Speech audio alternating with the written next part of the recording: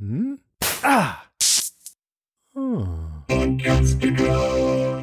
My interest is in creating impact. Okay. I think that's it more than anything. It's like demonstrating to you that, wow, this is cool. This is different. This is great in an important way.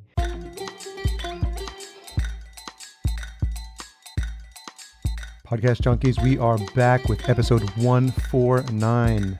Hello. I am Harry Duran, host of this show. If you are new, then welcome. So happy to see new people finding the show every single week, and I'm excited to share all the great stuff we're doing. I'd love your feedback. If you're new, then definitely don't forget to say hi on Twitter or on Facebook. We have a private group just for the show. It's called Podcast Junkies. Make sure you log in. You don't have to log in. It's Facebook. Make sure you ask to join and say hi. We just interview awesome hosts, and it's funny how they come to me sometimes. I'm now getting press releases from new shows that are being introduced into Apple Podcasts. And I always have these opportunities to talk to people that I otherwise would not have been able to connect with if it wasn't for the show. So this week is pretty interesting. I get to speak to Mark Ramsey. He's a veteran radio broadcaster and host of two new shows, Inside Psycho and the newly released Inside The Exorcist. These are really interesting shows. They're not a fan show, and we talk about the difference in our interview. They're actually a behind-the-scenes peek, and I think we're going to start to see more of these types of shows. We talk about why they're so important, why they're different from the fan-based shows. We talk with Mark about how he got connected with Hernan Lopez of Wondery. Regular listeners will know that he was episode 102 on Podcast Junkies, and Hernan is doing some really big things with Wondery, amazing things. If you saw what they did with Dirty John, it was just absolutely incredible. Living here in Los Angeles, it was just a surreal moment when Dirty John appeared on the cover of the Sunday evening Los Angeles Times. It was just crazy. I think at one point they owned the whole top banner in Apple Podcasts as well. So I'm glad we got him on the show because he's probably in demand right now. So I'm happy we got to speak to him before he even got bigger than he was at that moment. Mark also talks about how he came up with the Inside Psycho podcast series. We talk about replicating the success that is the recipe of a show like Silence on the Lambs on his shows, why you should be creating your own unique format instead of replicating other shows, and actually what you can expect to hear on the first episode of Inside The Exorcist. This is a really interesting conversation, and I learned a lot of things. He's such a veteran of the space, and I'm really happy that we got to connect. In case you missed last week, we had a really fun conversation with Annette Bone. She's the host of the Dancepreneuring Studio. She's such a treat, such a great soul, and just really vibrant. You can hear the enthusiasm in her voice in our conversation. So make sure you check that out. That was episode 148. All the show notes, all the links, and some tweetables for this show with Mark are available, as always, at podcastjunkies.com/149. So make sure you stay till the end of the show. We reveal a super magic secret retention hashtag to see who's paying attention. But for now, enjoy my conversation with Mark. So Mark Ramsey, host of Inside The Exorcist, thank you so much for joining us on Podcast Junkies. Oh, it's my pleasure. So we were connected. I hadn't known of this, but I do know of Wondery because Hernan Lopez, the founder of Wondery, we had him on Podcast Junkies for the start of the second season. So I've been watching what he's been doing with the network and been pretty excited at some of the innovative things that are happening over there. Yeah, he's awesome, isn't he? Yeah. How did you guys connect? I had met his head of content at an event that I was at, and I knew their background, and I had this idea. And the idea was to kind of go inside and tell the stories surrounding the making of these legendary blockbuster movies, and to tell them in a kind of an original, fresh way. And I knew all the people in the podcast space, and I got to pick who I wanted to approach first. And they were the first people I approached, and they said yes. And I went to them first because they both had a background in television, and I knew that what I was creating was a television series without pictures. Yeah. And that they would have the sensibility. I thought their sensibility would be more tuned to it than someone who came, say, from documentaries or public radio or whatever. And was this your first foray into podcasting? Because I know you have a strong radio background. Strong radio background, and also there's another show that's a business-to-business show I've been doing for some time with a branding guru called Media Unplugged. But that's really a special purpose thing. I wouldn't call it my first foray, but it's certainly my first, B2C, business to consumer foray for sure. And we wanted to really make this a big deal. And more than anything, I guess I look at the podcast space and I say, well, the top of the charts don't look like America. They kind of look like a fraction of America. Yeah. They look like people who want, to get their public radio shows on demand, get some of their TV shows on demand, get some more of their favorite comedians, I guess, get some specialty shows, and get a whole lot of true crime. Yeah. And all of that stuff is great, but it just seems like, well, where's the rest? When I'm thinking about what to watch at night, and I think, well, I want to watch Stranger Things. Yeah. I don't want to watch the show where people talk about Stranger Things. I actually want to watch Stranger Things. Where's the rest of the appetite of the American public, and how is that represented in the podcast space? Is that the same type of feeling you have when you look at Netflix? Because sometimes I get frustrated because there's an overabundance of opportunity there, but I find myself scrolling and scrolling for something that actually looks good enough to watch. Well, that's the psychological principle of choice paralysis, right? The more stuff you can choose from, the less you actually choose. And there's been experiments where people go into supermarkets, if there are too many flavors of marmalade, too many flavors of preserves, they actually won't buy one at all. They'll actually walk out and leave. Yeah. So I think some of that is what's at play on Netflix. The other thing is I feel like Netflix is making a lot of artistic decisions that are more about kind of the Hollywood creative community than necessarily about viewers. I mean, when you look at the wide array of documentaries they have, and and I know that the audience for documentaries is paper thin. Yeah. And yet there's a whole bunch on Netflix that they get behind. And I think that's because documentaries are a big part of the filmmaking community, and that ingratiates them towards filmmakers, and that's good for their future. So I think that's part of what it is. And that said, I think, the difference between the odds of getting a Walking Dead or Stranger Things are slim to none. Mm-hmm. So, I mean, it takes an awful lot of frogs to find that one prince. Yeah. Can you remember when podcasts came onto your radar? I think pretty early on, when in the days when I was complaining about how awful a term podcast was. And then it was, people would say, well, yeah, but that horse has already left the barn. And I knew it had, but I thought still, and I had some alternatives to podcasts, which were in their own ways infinitely more dreadful. I don't even remember what they were. I don't remember what they were, but they were just bad. I was freestyling, and they were just bad. But I mean, you could argue nobody cares what it's called, but at the same time, when you're looking for people to kind of embrace a new platform, they've got to understand what you're asking them to do. I had people in front of my house for Halloween. We had, among other things, Linda Blair, life-size animatronic exorcist thing, and her head was spinning around. Yeah. And the adults would walk by and they'd say, who was that played the girl in The Exorcist again? I said, Linda Blair. Oh, yeah, Linda Blair. That's right. I mean, to say, oh, and I've got a show about the making of this, and it's available wherever you get your podcast. It's like throwing all these terms at me that don't make any sense. And as I like to say, the fact that we have to have this videos created on how to listen to podcasts, the fact that you have to have, people bring their grandmother on to demonstrate how easy it is to listen to a podcast.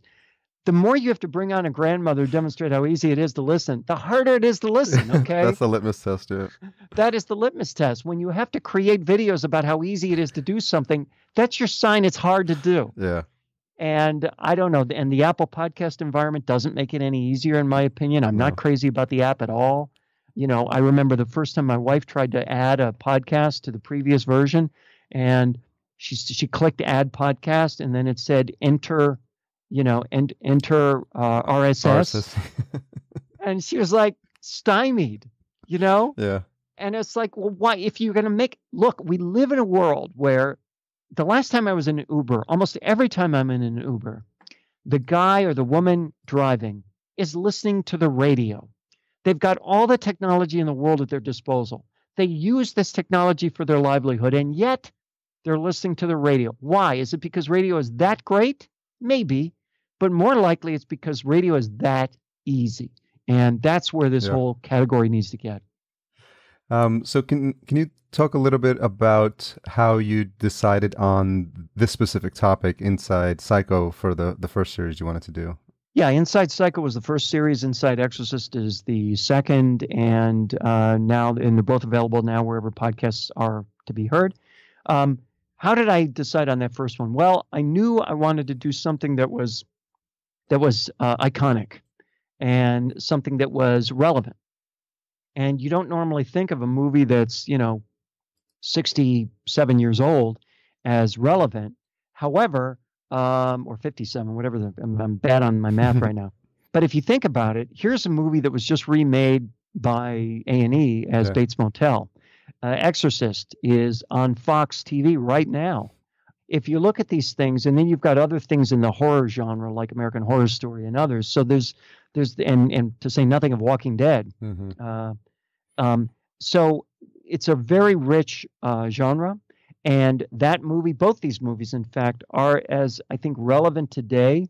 Certainly, they are influential today. Certainly, they made a big difference in what came after them.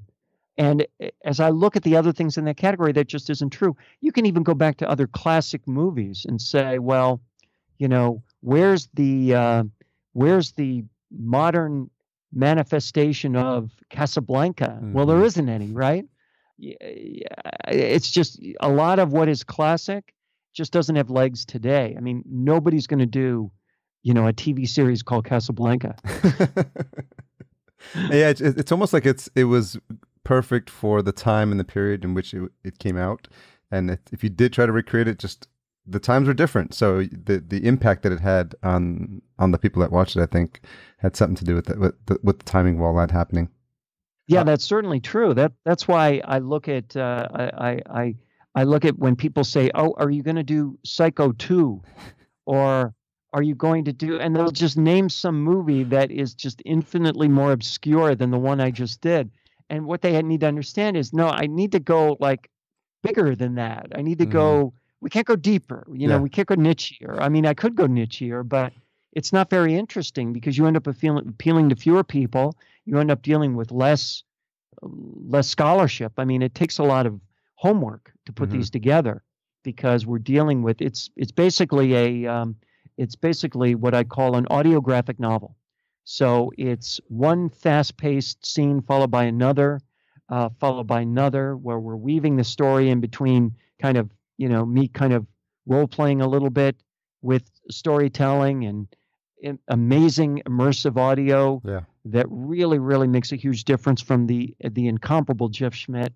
And when you put all that together, it's a great story. But it's really hard to do. It takes a lot of time. It takes a lot of scholarship. So unless there's books written on this stuff and documentaries made on this, it's really, really difficult to do. Yeah, I imagine there must be a lot of research when you figure out what was the background of not only how did the show start, because that's how you started the episodes. You talked about the real life story, which became the book, which was then opted into the movie. And so I don't know that people actually go back that far to understand the source material. And then I think it sounds like what you're saying is like that colors your selection of what order you'll tell the story in and what's the feeling you want the listener to have at specific points with the music. Yeah, I mean, really what some people I think don't understand is that, so many people are used to getting documentaries on audio. They're used to journalism. They're used to true crime reenactments. They're used to NPR. That when you give them something that's different from that, it's hard to understand. Yet if I go to the movie theater and I say, and here's a movie from Martin Scorsese about Howard Hughes, a biopic about Howard Hughes, no one says, yeah, well, I don't think Howard said exactly that at that point, Yeah. And Leo DiCaprio isn't he doesn't quite look exactly like Howard Hughes. When people say, I saw one review that said, well, it's not really, it's kind of meta reality. It's kind of meta nonfiction. It's not really nonfiction. To which I said, well, interesting. So when you watch The People versus O.J. Simpson on FX, is your conclusion, that guy, he doesn't quite look like O.J., thus there's no credibility in this show at all. Yeah. No, I mean, bio useful. And that's what this is. It's an audio biopic.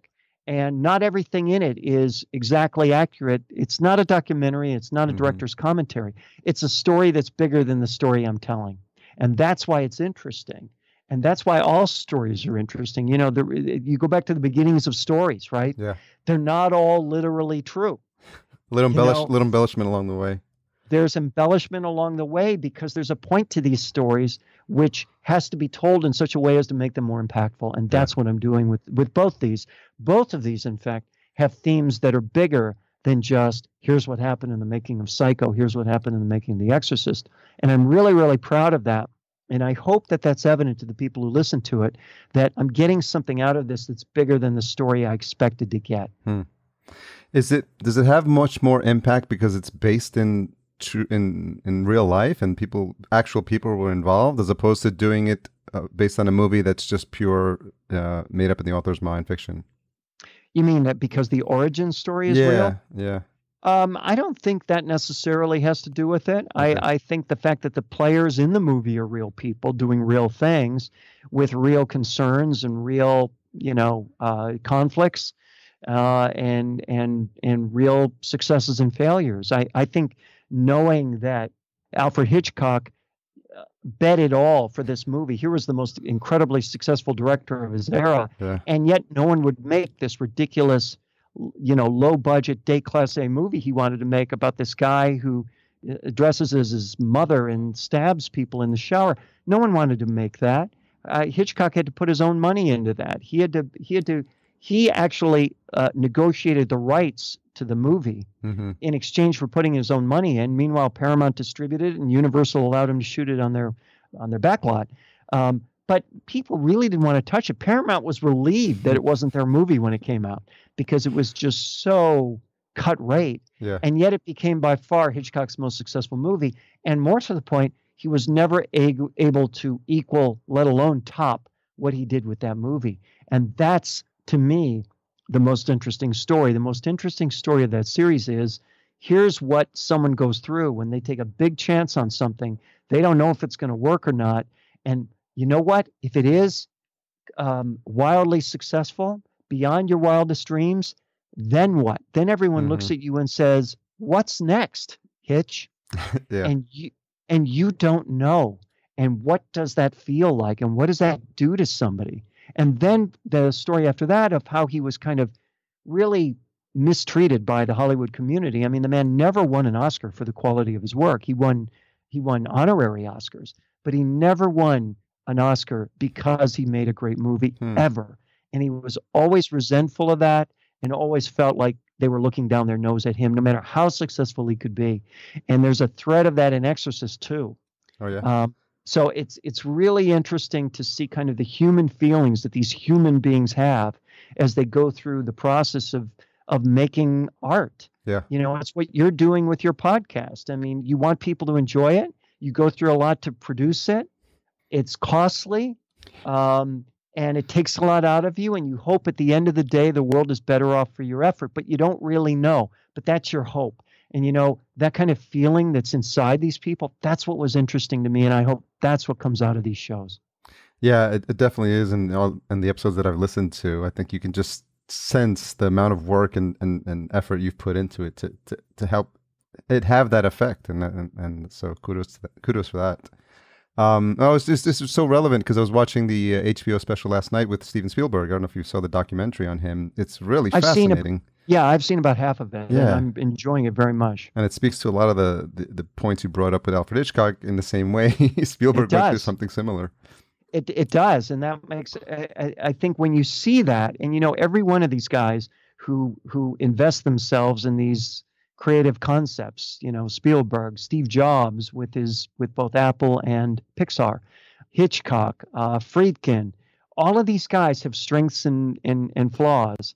But understanding kind of what's at the root of that, there's a story of this very vulnerable person, and they're vulnerable in different ways. I mean, Spielberg was basically, a geek who was never the cool kid and never really could find acceptance, and then had to suffer the breakup of his family, and all of that left this imprint on him. And how that kind of plays out in the future is itself a really interesting story. And that's what I'm trying. I hope at the end of the day that the market for podcasts is bigger than the people who want to hear so-and-so murdered by so-and-so. I hope that the market's bigger. As much, with all due respect to true crime, what else is there? Yeah. And I hope there's a market for something else out there.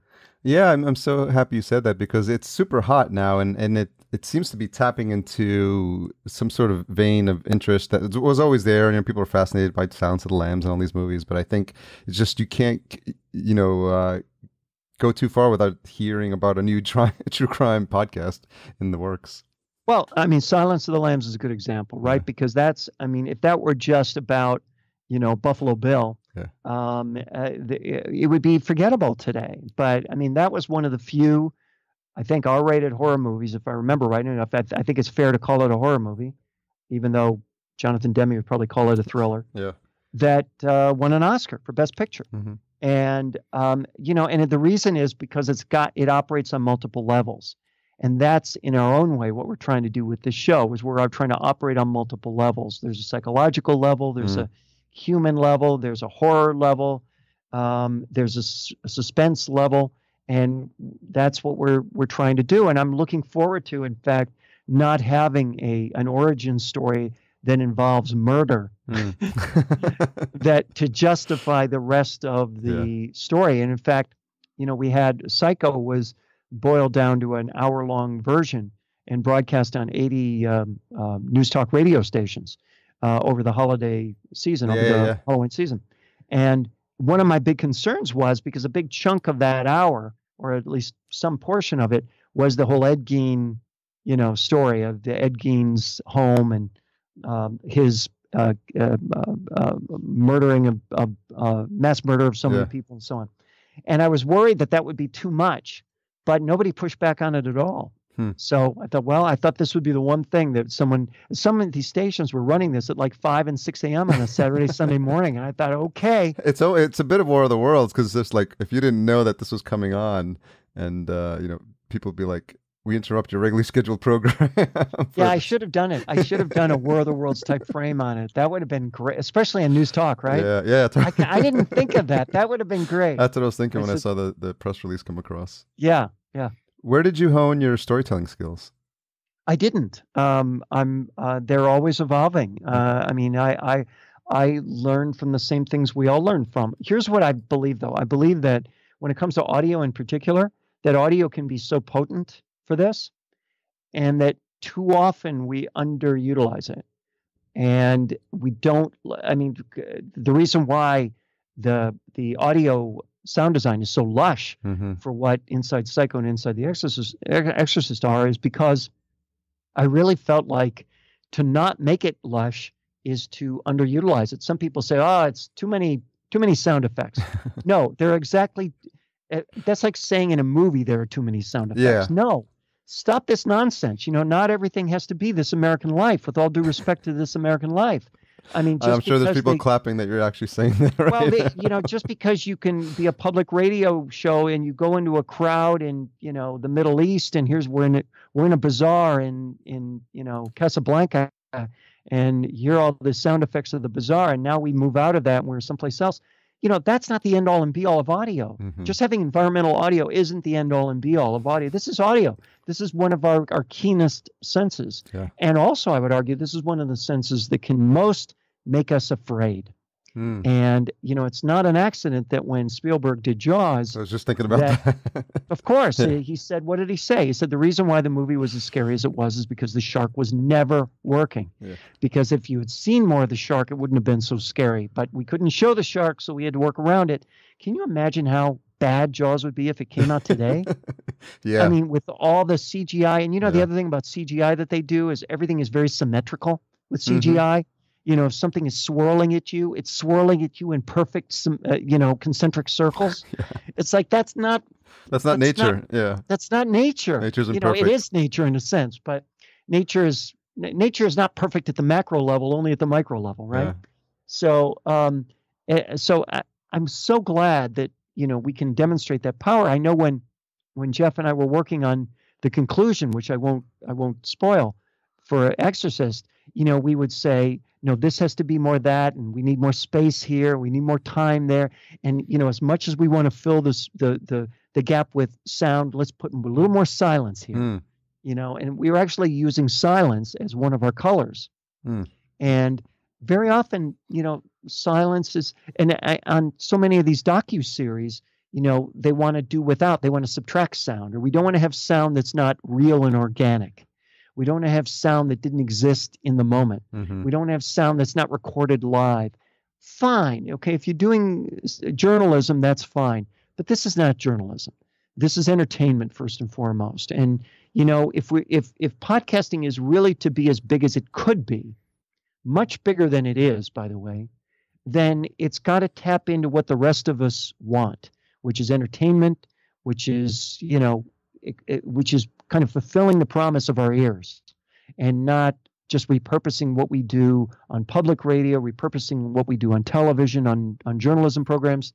It's got to be richer than that, and not repurposing Dateline NBC.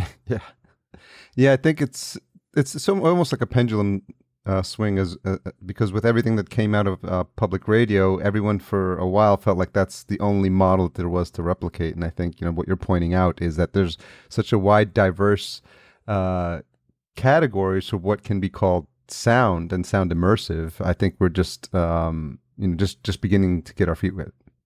Well, I think so, and that's what I really want people to pay attention to. And I'm not in any way saying that Inside Exorcist, Inside Psycho is somehow state of the art and is better than these other things. I'm saying it's different from these other things. And if you understand what that difference is, maybe you can model your own difference. If you aspire to being different, maybe you'll be different. But if you aspire to being, well, I heard this on, This American Life, so I'm going to emulate that. And, Serial is the new model. Well, no, Serial is the same model as This American Life. It's just applied to a story told over, 10 episodes or whatever it is. So, I mean, to me, that's the same kind of journalism. It is journalism. And there's room for that. There's tons of room for that, tons of interest in that. But I just don't believe that's all there is. I think people who watch entertaining television shows, I would like to think that there's some model that can attract them in audio. What is that? If I watch NCIS, everyone's always down on NCIS. Yeah. It's only like the number one show on television, but what about NCIS viewers? What is there for them? And I don't really know the answer to that, because one of the challenges with the podcast space is if you're not already in it, you need a really good reason to get into it. And I mean, I'm talking about listeners now. Yeah. And because, you see the podcast app, what the hell is that? It's sitting on my phone. Yeah. I've never said to myself, I need a podcast. No human being has ever said, if there weren't podcasts, no one would ever say, I need a podcast, right? Yeah. But you know what? Audiobooks have been around for a long time because it was a very easy transition to say, it's a book, but it's audio. You can listen to it. You don't have to read it. It makes it mobile. You can hear it wherever you are. I mean, people get that. But even audiobooks, right? It's a guy reading the exact book verbatim. Yeah. I mean, the bar doesn't get any lower than that. Yeah, he just has to have a good voice. Yeah, I mean, it's interesting to go back to old radio shows from the 40s and so on, the so-called golden age. And you hear the production quality on those shows, and honestly, a lot of it's not that great. Yeah. I mean, a lot of it's okay, but, heavy emphasis on the organ, the pipe organ sound. Yeah. It's like between scenes. And Phantom of the Opera. There's a lot of organ in those old, there's a way it used to go, da-da, which has been translated to soap operas as someone staring at the camera as they cut to the next scene. That's funny. There's room for so much more innovation and room for so much more exciting content. And I don't pretend in any way that this is the end all and be all. I would like to see more original content. I would like to see more, again, original content's hard because people need a path in. A path into this original content is, well, it's about The Exorcist. Well, I'm a fan of The Exorcist. There's my path. I'm a fan of Billy Friedkin or Linda Blair. There's my path. I'm a fan of Alfred Hitchcock. There's my path. So at least I built a path. Yeah. And my hope is that when you cross that path and you come in, you'll experience something which is better than you expected, richer than you expected. I saw one comment from somebody who listened to episode 1 of Inside The Exorcist, and her comment was, so many emotions. And I thought that is exactly what I was going for. Yes, it's the sound of William Peter Blatty, the author of the book and screenplay, as a 5-year-old watching his father pack up his suitcase and walk out the door for the last time. Yes, that's in there. Yeah. It's Linda Blair cowering in a corner, hugging her dogs as her parents are arguing downstairs. Yes, that's in there. It's the story of an execution and the sound of an execution happening and the reaction of the people in the room when an execution is happening. Yes, that's in there. And it's a story of a haunted boy who is possessed by a demon, and the sounds and the effects going on in his room, around his room, when the demon makes itself known. All of that is in there, and that's all episode 1. Yeah. I mean, hopefully that's more than people expect. I'm sure. Have you always, as far as you can remember, been this interested and this fascinated and this energized by media and publishing? I think my interest is in, I don't want to say storytelling because I feel that's so damn cliche. Yeah. But my interest is in creating impact. Okay. I think that's it more than anything. It's like demonstrating to you that, wow, this is cool. This is different. This is great in an important way. And kind of having that little voice inside of me, inside of all of us, having it come out in such a way as it can be heard and felt. That's really my interest in media. However we define media is really the way in which that's manifested. It's the mechanism by which that's transported from me, the sender, or what you call the publisher, to you, the viewer or the listener. I mean, that's how it happens. So to me, audio is just one way to do that. And it's a way with a particularly stark amount of upside today, I think, because it really, it's really kind of a fresh field, a burgeoning field, and it isn't worked over the way video is. The thing about video is so great, right? Everybody loves videos, but now, there are tools to take your story and, convert it to a video with text over the video, and you can pump that out. You can pump that out almost automatically, right? So the amount of clutter that's out there in video is extraordinary. The amount of clutter that's out there in text is extraordinary. There's actually not as much clutter in audio, if you think about it. And the reason I think is that it's not easy for us to be cluttered with audio because you can only listen to one thing at a time. Yeah. And it takes a lot of investment to appreciate something you hear, right? A picture is worth 1,000 words, but it takes 1,000 words to get one picture. 1,000 words, if you work out the math, it takes a few minutes to get 1,000 words. Well, that's 1,000 words versus the blink of an eye. For me to invest that time and that attention, there's got to be something good on the other end.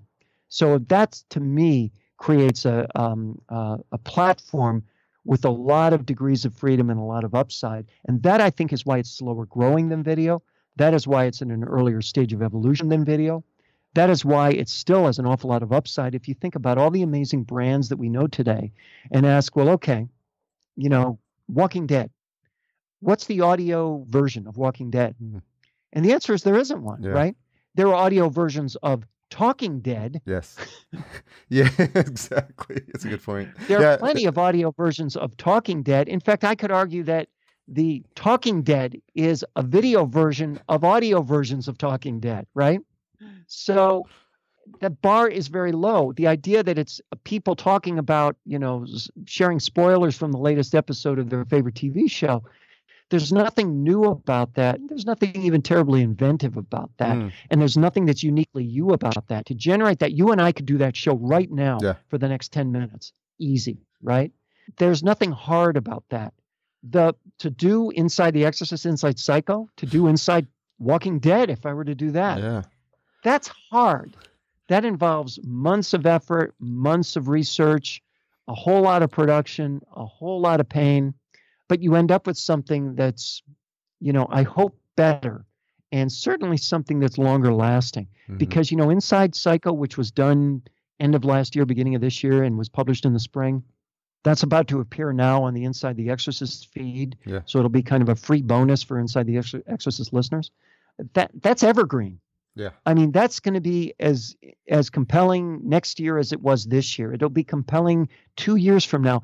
It is, in other words, very much like a TV series. You can binge on old episodes of Walking Dead if you've never seen the show, and it's just like they're brand new, right? Yeah. They are literally new to you. Especially when it goes to 6, 7, 8 seasons, and you're like, you forget. That's right.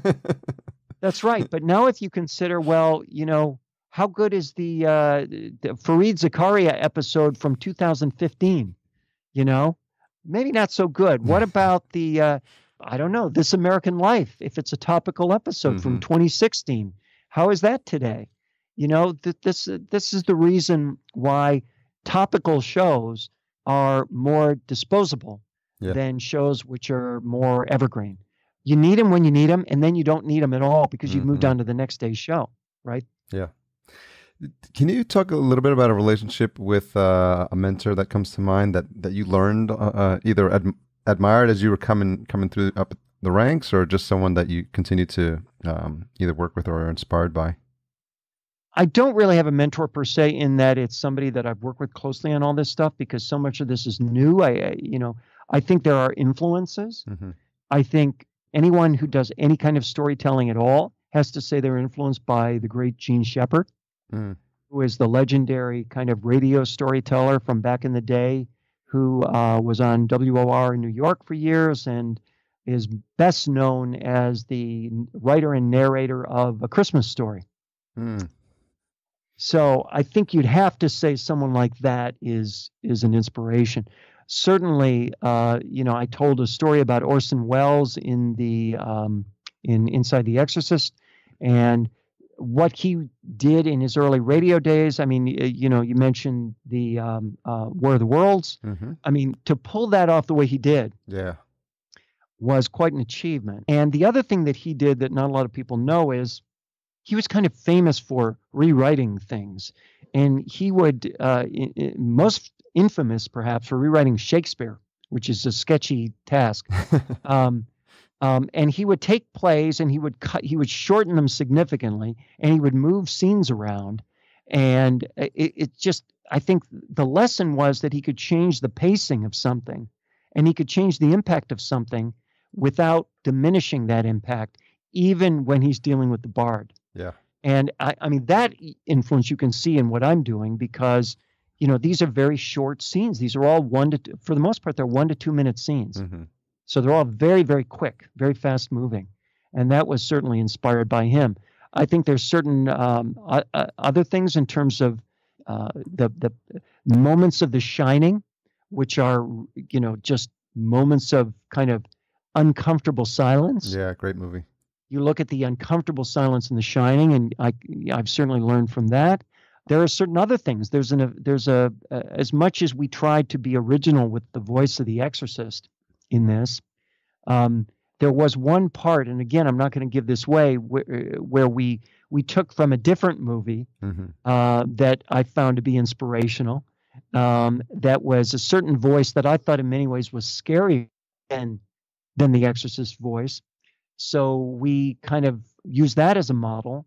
There's a scene in Exorcist where Billy Friedkin's sitting down and having a conversation with Orson Welles. Well, I kind of modeled that. I was inspired by a scene in Ed Wood, when Ed Wood is sitting down with Orson Welles. So, there are lots of stuff in here which is inspired in many ways. And even some of the way I tell the story is to some degree influenced by that insanely deep voice on the Forensic Files. If you've ever seen Forensic Files,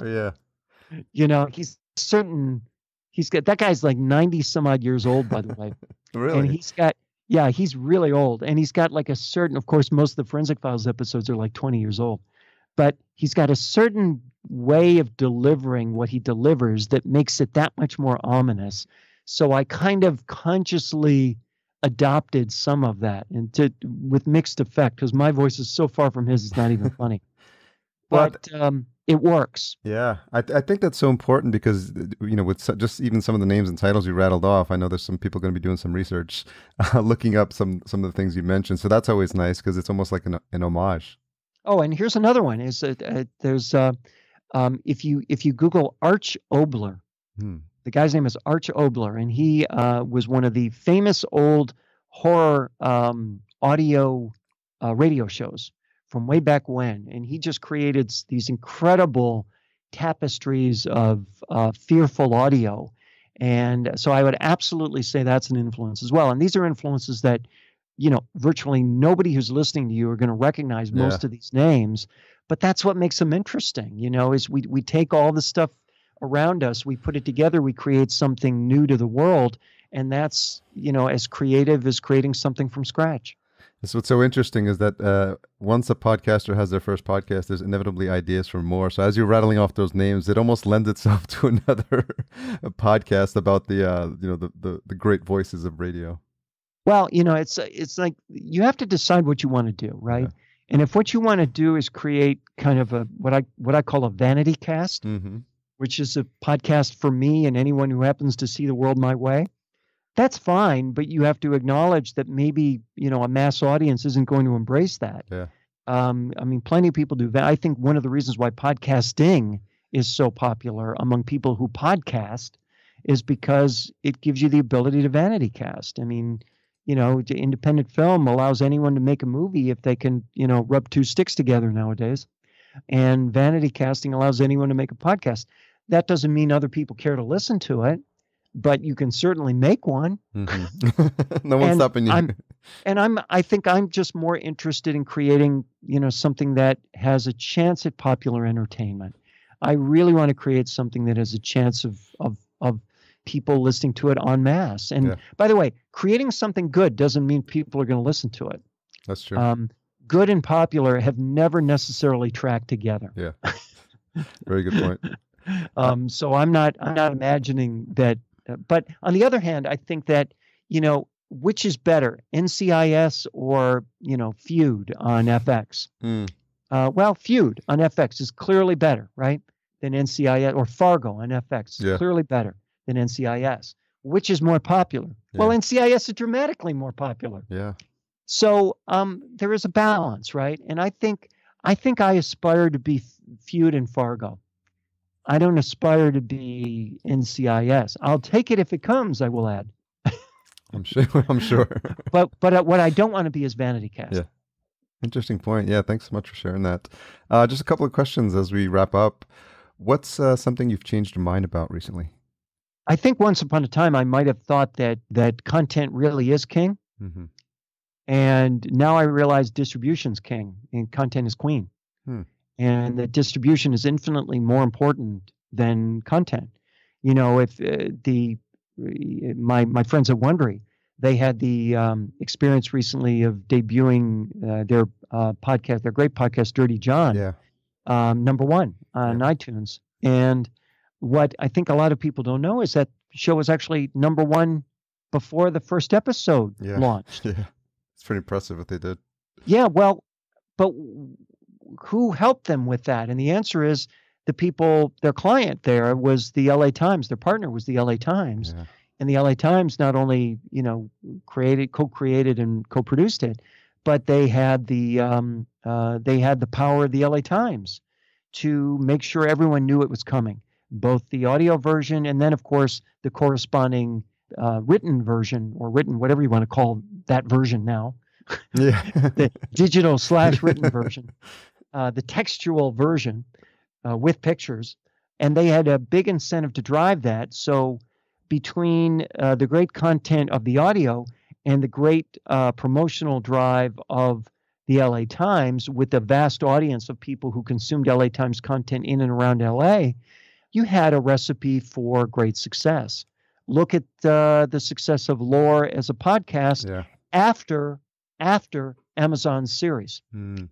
Without question, lore is more popular after Amazon than before Amazon, right? Yep. So you could easily ask, well, is that because lore was that good, or is that because Amazon is that powerful and potent? Yeah. Well, clearly, Amazon lore may or may not be that good, but Amazon is clearly that potent because the very same show after Amazon was more popular than the very same show before Amazon. Mm-hmm. So that goes to show you the impact of having this, parallel TV series. None of this is to diminish the power of lore or Dirty John. Certainly, it's to suggest that I wish LA Times had done a week-long series on Inside The Exorcist. That would have been nice. Or that Amazon, had that series ready to go. I mean, all of that is, but that's my point. So what have I changed my mind on? I think the fact that I recognize now that distribution is more important than content. Then that's why I opened this rant at the beginning of the show with talking about how unfortunate it is that podcasting is still such this weird speed bump for people, and that the podcast app is still so comparatively crappy. That wouldn't it be great if podcasting as a concept was as easy to consume as radio? Yeah. Wouldn't that be great if it were as familiar and you knew what you were going to get and you got it every time and it was easy and ubiquitous and all that other stuff? And we can get there, but it's not quite there yet. Yeah, that whole campaign, I was in CVS and I was looking at the stacks. I haven't bought a newspaper in a long time, and I looked at, I did a double take because I'm like, Dirty John on the cover of the LA Times. I was like, yeah, what's okay, going on here? Cover of the LA Times. I mean, let's not discount the impact of being on the cover of the LA Times. Now, all credit to the LA Times. The LA Times can't turn around. The LA Times needed Wondery as much as Wondery needed LA Times in order to make Dirty John what it was. There's no question about that. But let's recognize that was a feat of distribution, which is why which is why the TV series that debuts after the Super Bowl is likely to be the biggest hit on the network that season. And in fact, that TV series is selected because they believe it can be the biggest hit on the network that season. And that's why it gets the coveted slot. Lead-in counts. Lead-in counts. And you know what lead-in is when you talk about podcasting? Well, it's either being promoted by a more popular podcast or being fed into the feed of a more popular podcast or being promoted by the LA Times on the front page, et cetera, et cetera, et cetera.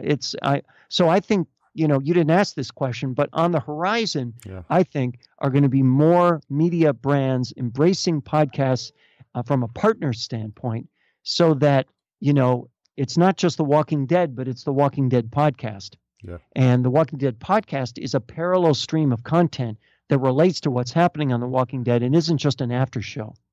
And that becomes its own kind of parallel track with its own possibility for spin-offs in a universe. We talk about universe when we're talking about Marvel and DC Comics, or we're talking about Star Wars and Harry Potter. Yeah. But any, content, any pool of content can have its own universe. It's only if it's popular enough to start with, then you can milk it for all it's worth going down the road. Who would have thought that the investment that Disney made in Lucasfilm would have been worthwhile? Who thought that there were more than an extra 2 or 3 films left in that? Exactly. Now, and Marvel as well. And Marvel as well. And now we're going to be seeing Star Wars films until the day I die. There's going to be Star Wars films. Yeah. But at the time we thought, okay, well, is it really worth that much for the catalog and another 2 or 3 movies that George may or may not even be involved in? Oh no. Don't be limited to that kind of thinking. This is a universe of content we're talking about. Well, we are actually talking about space too. Yes, there is infinite space. Infinite space. Well, this has been really entertaining, Mark. Thank you so much for taking the time and just giving us your perspective on podcasting and how excited you are. I think it's infectious and it gives people some ideas about what they can do that's going to be different if they're looking to start new shows that are really going to capture the people's attention. Yeah, I hope so, because attention is the most important thing right now. It's the toughest to get, and that's why distribution is so important today. Yeah, very, very good points. So what's the best place for folks to track you down? You can hit me at mramsey at markramseymedia.com. Or just find me on the web, wherever you find your podcast. There's Inside Exorcist, there's Inside The Exorcist, Inside Psycho. And if you're into branding and marketing, then check out the one I do with the amazing brand guru Tom Asacker. That one's called Media Unplugged. Okay, we'll make sure we have links to all those. And I think what might be helpful is to actually grab a snippet of the Inside The Exorcist, and we'll play it at the end of this interview. All right, get ready to be scared, everybody. Well, thanks again for taking the time. Thank you. So thanks again to Mark Ramsey for coming on the show. So interesting. So many things that I didn't know. And I love his take on the fact of on the point of his show being different than the fan base show. I know I touched upon it in my intro, but it was really interesting. And I love the fact that you can go deeper on a movie that you're really passionate about, like he is with Psycho and with Inside The Exorcist. They're just setting themselves up for a really interesting series of shows, because you can always just go to a movie that has a lot of background like these shows, like these movies do, and just dig deeper for the super fans. So good stuff to follow. Stay tuned till the end of this outro. I'm going to be playing, like I mentioned, a snippet of the show. So it's going to be really interesting. I've been trying out some different options, like playing the snippets, and I think it's really a way for you to get engaged and learn a little bit more right here in the same stream about the shows we talk about. So I may be doing more of that, so stay tuned. We are a proud member of podcastica.com, and the intro and outro music, as always, composed by the magnificent Cedar and Soil, aka George Abiana. You can see his fantastic music at cedarsoil.com. Tune in next week. We've got a doozy. It's episode 150, another milestone. And of course, I had to pull out a big gun for that. It's my interview with the one and only Pat Flynn, host of Smart Passive Income. This one, I would say, is 3 years in the making, 3.5 years in the making. Pat was one of the podcasters I saw at New Media Expo. So this is really a nice moment for me to bring it back home, so to speak. And we really have a nice conversation. He was gracious enough to give me the full hour. So it's just a testament to how he is. And I think you'll really enjoy that conversation. So stay tuned for that, episode 150. If you made it this far, then you are no doubt searching like the Holy Grail for the retention hashtag. It is Inside Mark. Hashtag Inside Mark, M-A-R-K, and you can tag Mark at Mark Ramsey Media, MarkRamseymedia. And of course, we are at, say it with me, podcast_junkies.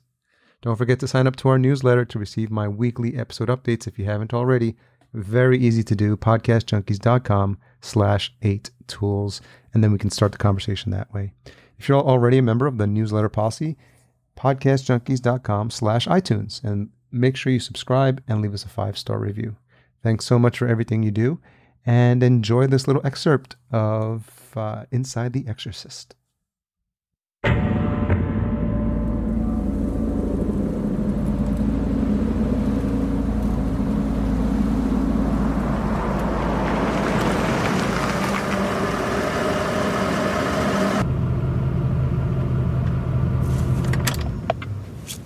This is the place.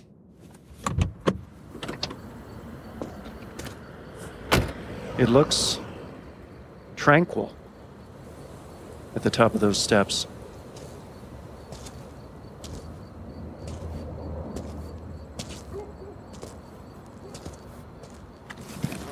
Let's see, do you have everything? Good. They warned you. Be prepared.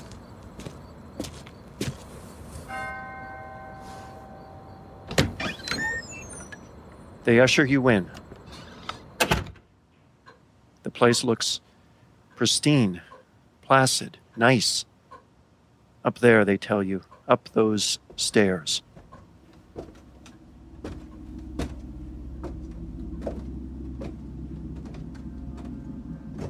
That room there, behind that door. Are you ready?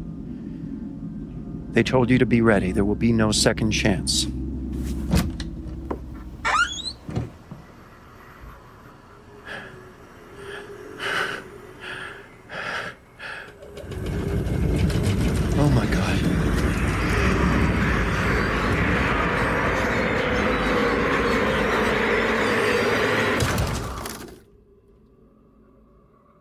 In 1973, hell came home and invaded the body of a young girl. This is the story of a movie and its makers. It's a tale of dark and light, of loss and love, a story of faith and fury, of causes and curses, of horrors real and imagined, of unbridled ego and brute force filmmaking. It's the movie critics called religious pornography and occultist claptrap. The movie that left audiences hysterical. Decades later, it remains perhaps the most frightening movie we will ever see. From Wondery, this is a 7-part deep dive inspired by the story behind an unforgettable classic movie. This is Inside